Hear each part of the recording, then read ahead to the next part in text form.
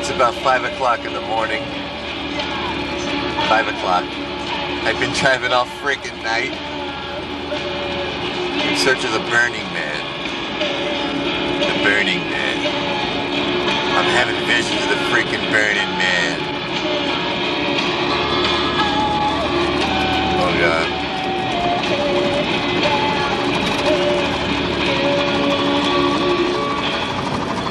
I don't care if it rains real thick, as long as I got my plastic tick hanging on the dashboard of my car.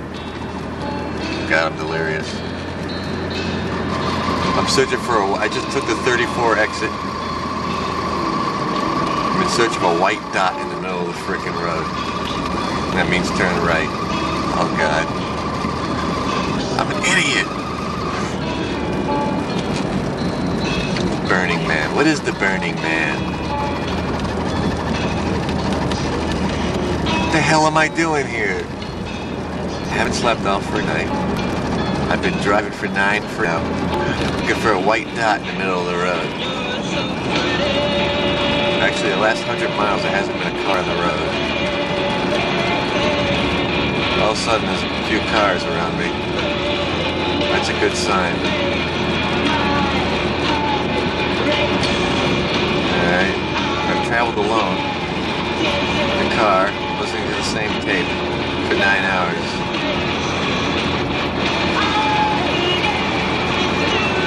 I'm gonna meet a couple of people here, hopefully. Doug and Tony are supposed to be up here. They took a plane to Reno and drove here. Took a plane, see? I drove, see? I'm a smart guy. Oh, I'll drive. No, go ahead, take the plane.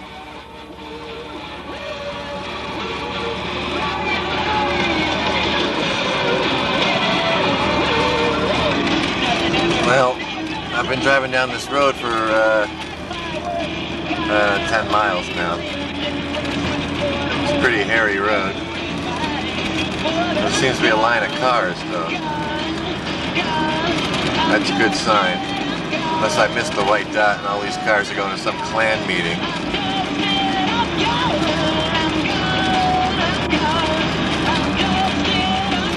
Because I'm definitely in the middle of nowhere.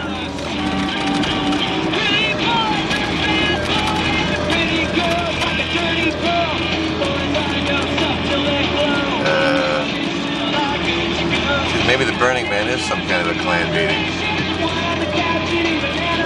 We'll find out soon enough.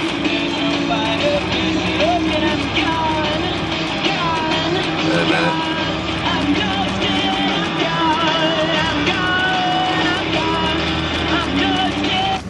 Just saw a white dot. Only I passed it because I'm kind of an idiot.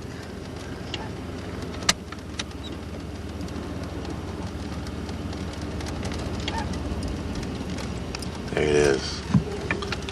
Turn here. Oh God. Some sort of a gate up there.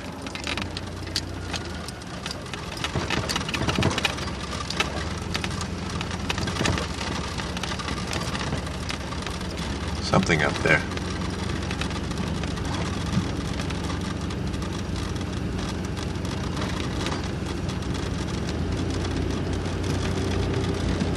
What the hell is it?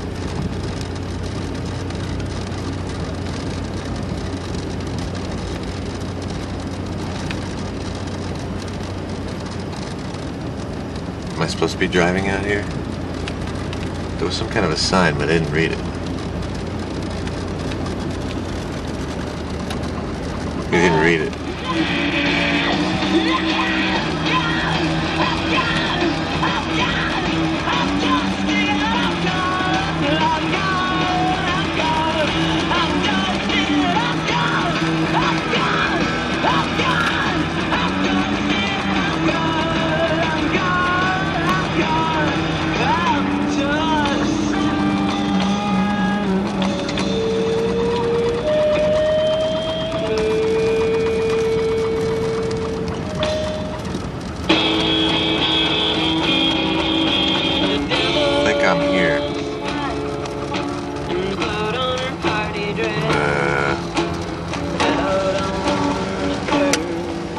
here in the morning.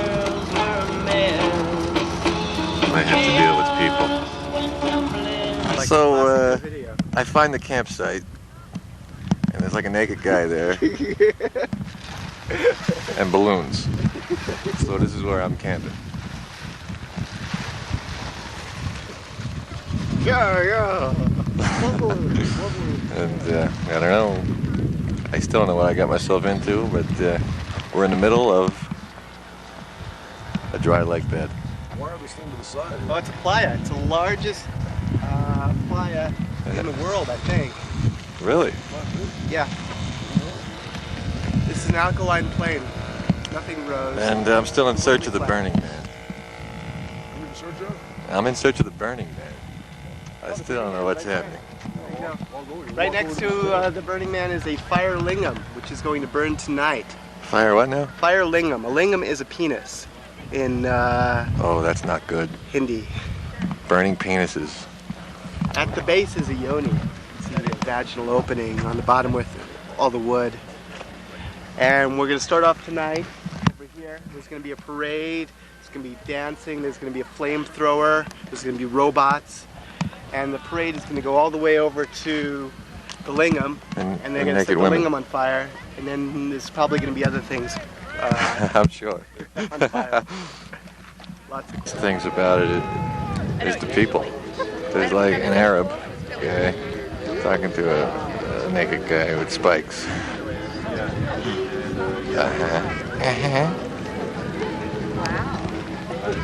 haven't seen that video. Another campsite. Igloos. A camel. A couple of dead mummies by it.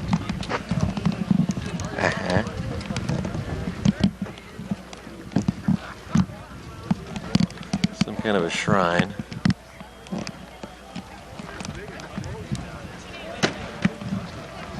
These people set up a tiki bar. If you can believe that. We can go in. No. And look. Yeah, that's a good balance, I guess. I think that was booze. Taste that. That's never a good sign. Was it booze? What are you making? Strawberry daiquiris? Hi. Just I whatever. love your chest hair, by the way. I paid good money for that chest hair. Really? Is it all right? Cow table. Bigfoot. Shrine. Very strange, interesting.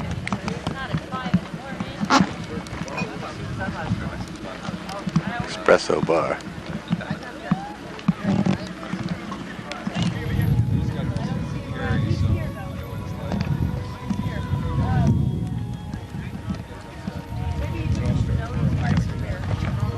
Come on in. Body painting.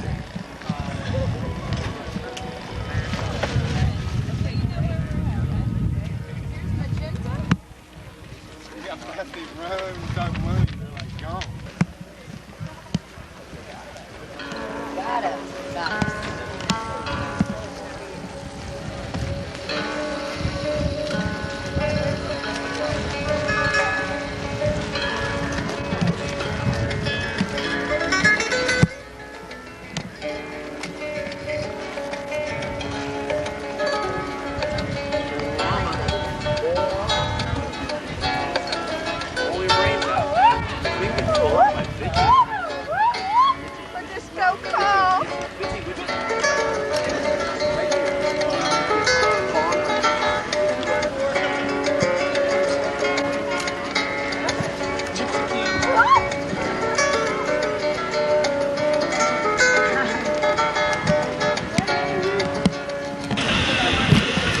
The cars are really cool here.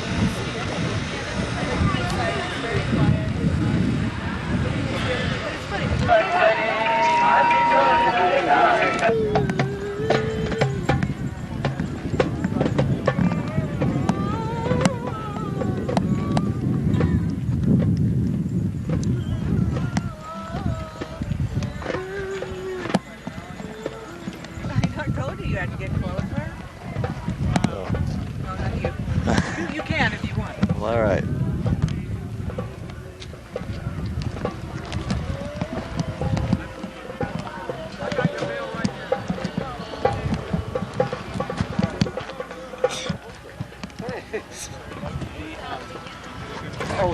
Put out a call for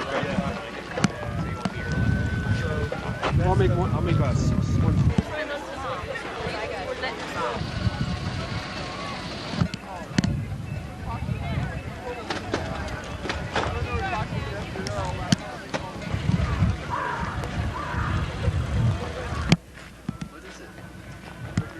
This car right here.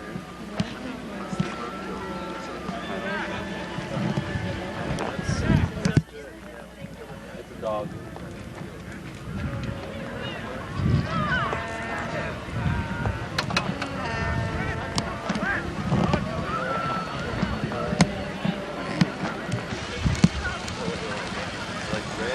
Naked men are popular today. Yeah. The exact opposite of the Burning Man. The watering woman. Wow.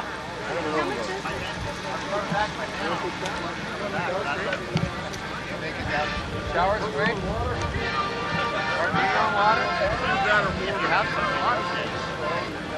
Everyone looking at me. Oh my! Who cares about dirt? Oh my! Yeah, it feels just great. My shoes are getting all wet. Who cares a lot? You're beautiful, baby.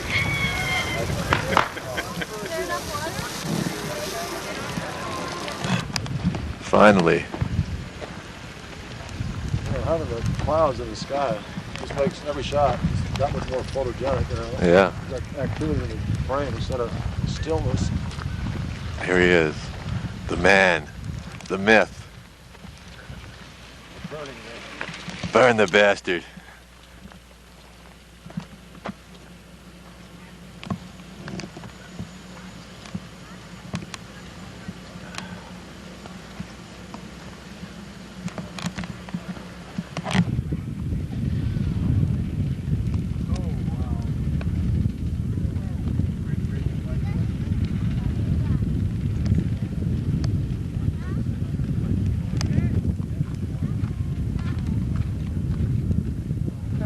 Oh, you're in the middle of nowhere, waiting to burn a guy to start a fire. What's the worst thing that can happen?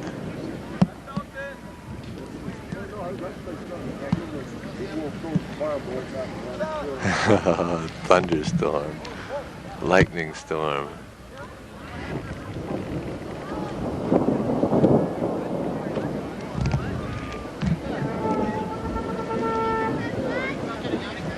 It's rolling in fast.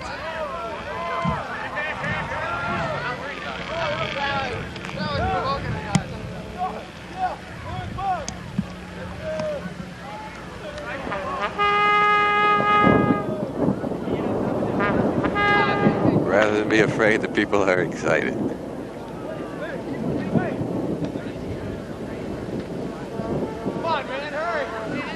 Time to take cover. It's a total sandstorm.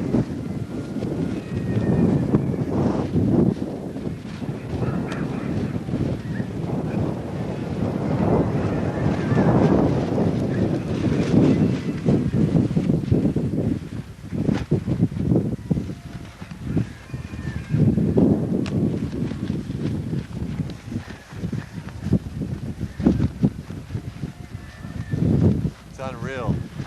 The winds are unbelievable.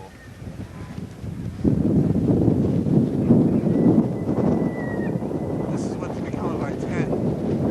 It's nothing to make it weird, sure. This is only the beginning of it. People are worshiping you. There's nothing you can do. Nothing you can do but worship it. I know, but you gotta cover your. I'm thinking like it's gonna fuck up my lens completely. I don't care.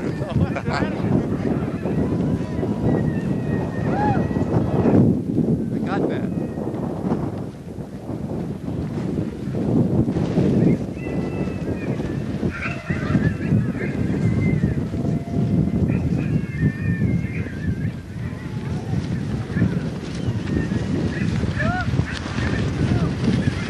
It flew over us in just minutes.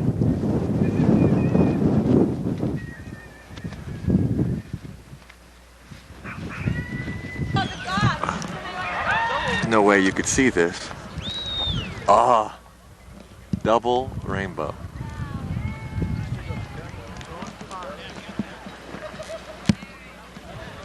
Is this amazing? We just got pummeled in a storm like you wouldn't believe. And look what we're left with. Look at the rainbow.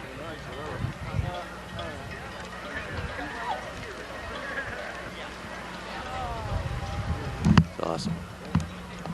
Burning Man survived. He lives to burn.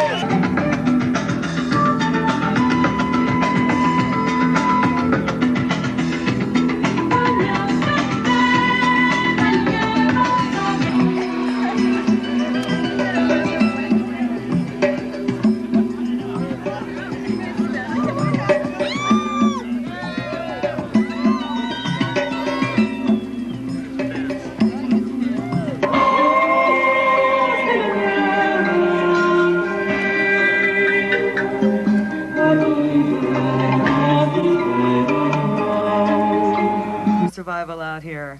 And the animal for that is raccoon. So we're going to head south in our promenade. Now try, you guys. This is anarchy. But this is real essential for us to really be able to be this spread out and this distracted and this totally fucking crazy, weird, strange, and then also be able to come into a center, a focal unity point. If we can't do that, then we're just fragments. So this is really our chance to complete our ritual here at Burning Man and come together and do something together. So we're going to do the promenade to the north, which is land, and to the east, which is air, and then to the south, which is water. And then we're going to come back around, and the head of our parade is going to meet the tail of our parade. And we are going to find ourselves the snake eating the tail, continuing on the circle until you hear the air raid signal. And when you hear the air raid signal, that means, oh my God, that it's time to make the great circle. So then, whoever you're standing next to, take their hands and start backing up. And the chant at that time, we're going to practice it right now. The chant at that time is going to be, circle up, no man's land. Circle up, no man's land. Circle up, no man's land. Circle up, no man's land. Circle up, no man's land. Now don't forget that, because we got to make this big circle happen. Now there's so many different kinds of people here.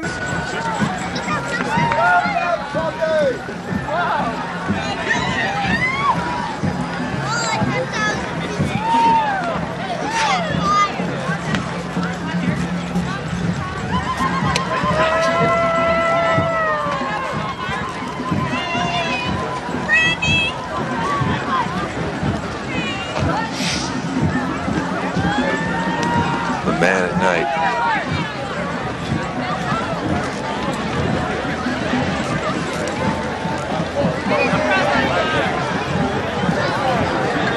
It's really quiet with a group this big.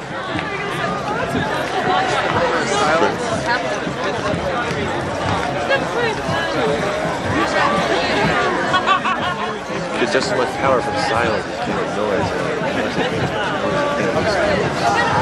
Power. Get that same power here with silence.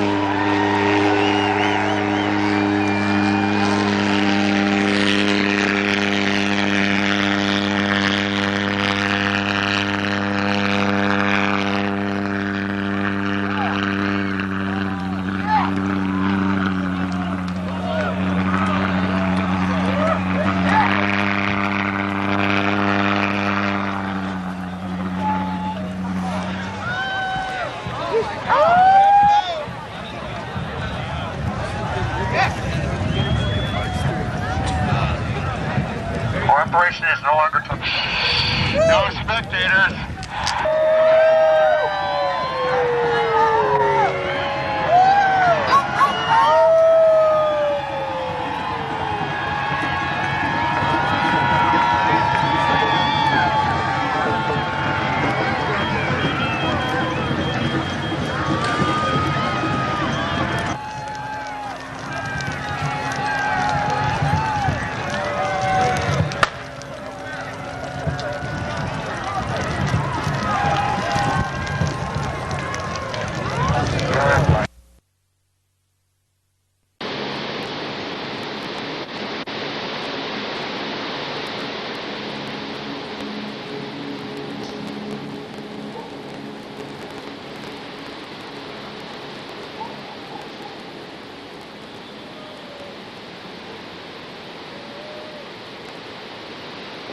A child draws the world on a piece of paper, a horizontal line with a stick figure set on top of the line.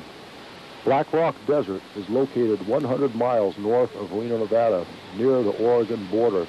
It contains the largest alkali salt plain in North America. In some places, the plain is 35 miles wide. A couple of RVs were parked beside a turnoff from a highway that ran near the plain. A sign requested payment of admission fees to the Burning Man Festival. There is usually a road leading from any here to any there. Ahead on this plain were light tracks in place of a road. The tracks led in all directions. The whole plain was a road. The horizon looked the same in all directions except backwards to the highway. Up ahead were light clouds of dust, quick passing records of other vehicles on the plain. From inside the dust clouds, the only measure of forward progress was the sound of a car engine.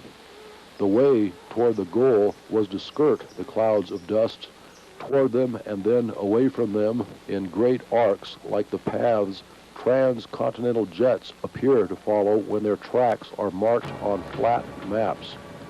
The camp was 5 miles away. As far as the eye could see, there were no trees or bushes or rocks except pebbles on the plain. There were no hills or valleys or dry washes cut across it. It was flat. 360 degrees around. The ground was colored the same, a light tan. Around the edges of the plain were mountains, 5 or 30 miles away.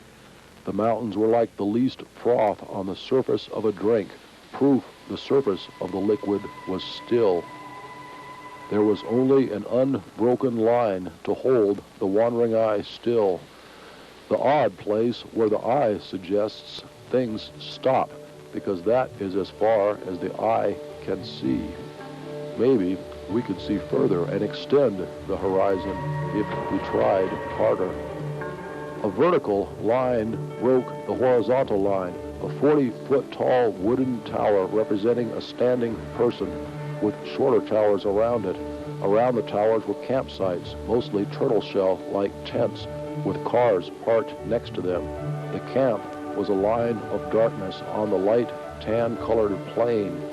From closer up, the camp appeared to stretch across another horizon line as boundless as the other line beyond it.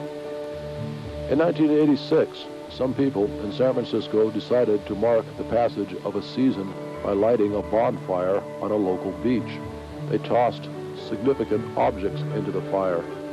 Someone suggested they were reviving the Celtic pagan tradition of the Burning Man, absent the Celts' tradition of stuffing the Burning Man with living people.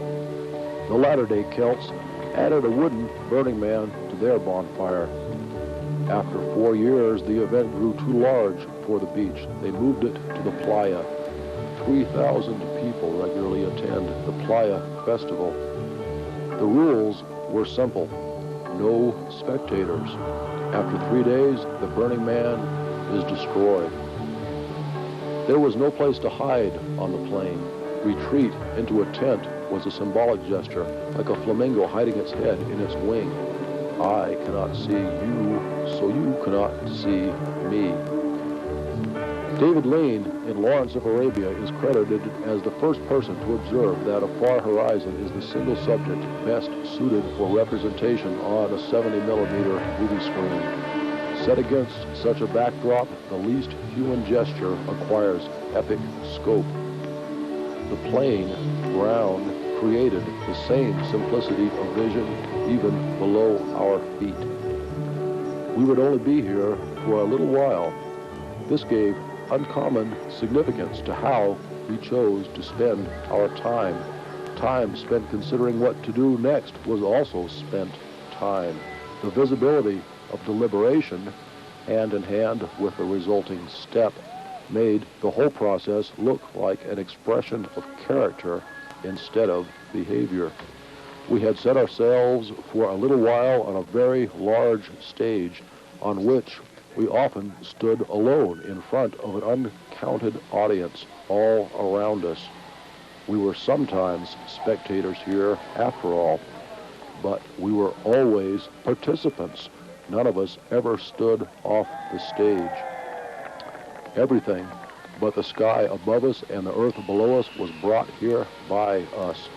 We were secure here because we had imported technology to make us self-sufficient for the duration of our stay. This fact gave a pro-tech air to the festival. But there were stylistic differences in the tools each of us brought here. These choices offered quick descriptions of our character. Our tents and cars and tools were also theatrical props.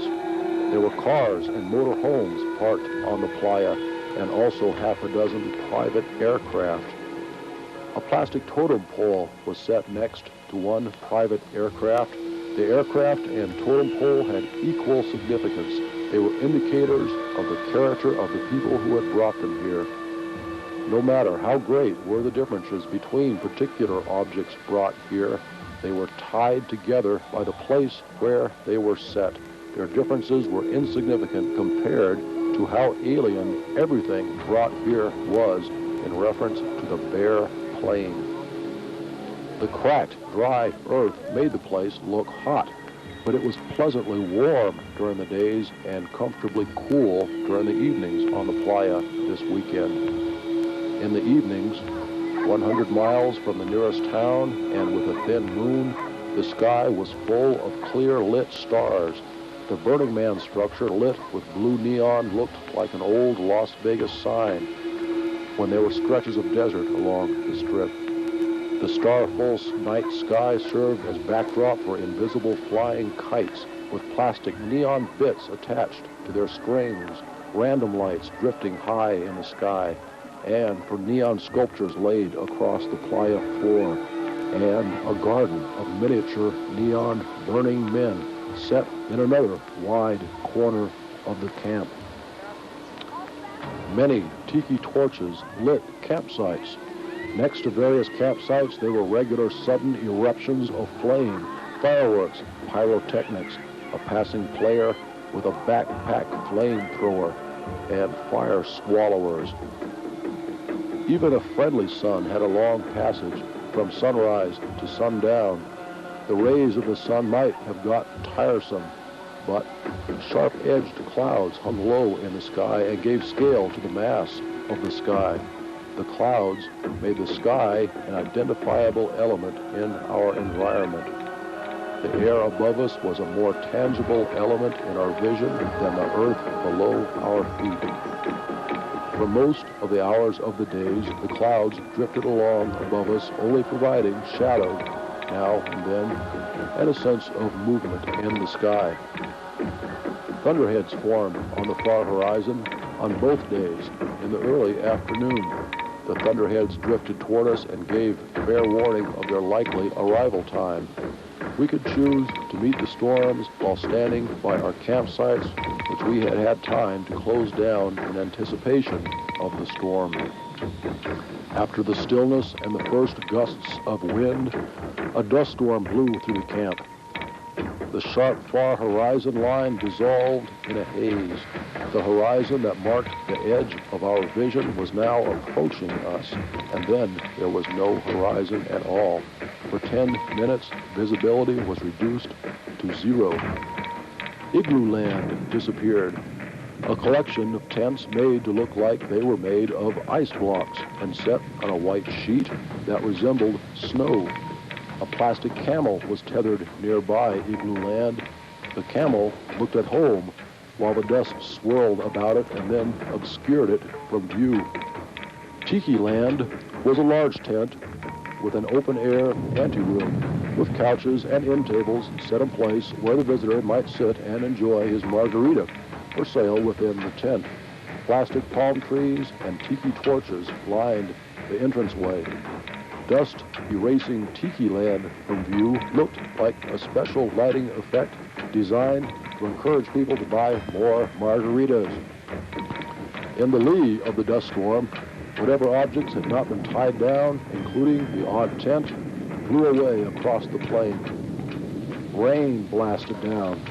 Welcomed by some people, they stood under it with open arms. Other people sealed themselves inside their tent to keep the water out and to add weight to the floor to keep the tent from blowing away. The cloud cover broke without altogether blowing away, inviting everyone who had hidden from the storm to step out from their shelter and consider how fast the rain had passed. A rainbow began to form in the midst of the storm that was still holding together on the camp horizon.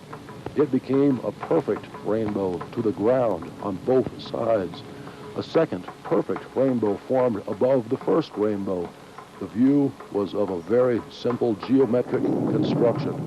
The horizontal horizon line serving as a base for two perfect half circles. On the opposite side of the sky, breaking clouds focused the sunlight into sharp rays blasting through cloud cover in front of the sun. Light was showing itself as wave diffracted in the mist and particle streaming in a line from behind clouds at the same time. Directly above, the clouds swirled apart from each other as if a vortex had been broken. The whole sky made a dissolving pinwheel. On other horizons, dust devils whipped up, narrow plumes of sand wreathing in place, cartoon chorus lines of belly dancers with their hands held high. The earth was still. The sky was alive. Hoops and hollers rolled across the plain. Our cars had become toys. They were props on the stage, something else to look at, to judge whether they advanced the plot of the play. Between our arrival and departure from the festival, our cars had no purpose. The best way to travel inside the camp was by foot or bicycle. The mud was a seal on this fact, even excluding the bicycle. And yet, our car was the largest object most of us had brought here. A dozen or so of the cars in camp looked so dramatically different from all the other cars that categories were created of all the regular cars and these few. Their owners had physically personalized these vehicles. These people had treated the auto profiles presented to them by the vehicle manufacturers as bare bones on which the significant details were yet to be attached. Hundreds of odd, small objects had been attached to some of the cars, covering all of their exposed surfaces. A whole car had been made to resemble a pair of shark fins. The altered profile of another car made it resemble a ground-hugging shark. It looked as if these efforts had been attacks on the cars they were mounted on before they became additions to those cars. These people had grandly criticized the common shape and appearance of all cars. The criticism suggested a profound distaste with the general social order. The rain continued to pour and then suddenly turned cold. It began to hail. Half marble-sized pebbles beating down on us. The weather had again turned in such an improbable direction as to make the progression look silly. When the hail passed, we were left under what looked like a long-lasting, heavy, warm rain. Mud caked by the inch and pound on boot soles set on the wet ground. Shoes are supposed to help us walk. The mud made them into tools to hold us still, but the mud slid off bare feet with the familiar splurch from childhood as the mud oozed between our toes. Naked people had mixed with people choosing to wear clothes from the first day of the festival. It might have been a response to the environment. The plain was naked land. On twig-bare land set a thread-bare body. Shaken martinis were the focus of an afternoon party in the Cocktail Nation camp, along with a challenge to a Russian emigre to cite Russian words with a particular long number of syllables. Women wore evening gowns in the afternoon sun. Men wore formal suit jackets over shorts and tennis shoes. The partygoers lay back on stretched lawn chairs, including the attendees who were top-free or naked. A group of software designers built a fort of huge RVs joined head to tail in a circle, as if to protect themselves from people who did not own huge RVs. A parachute was draped over the central courtyard of the circle, making it a plastic, shady glade. An afternoon party in the courtyard centered on a trampoline on which people lay while enjoying the passing sun through the screen of the parachute. Most of the people in the fort wore designer label clothes, but some of them were comfortable naked.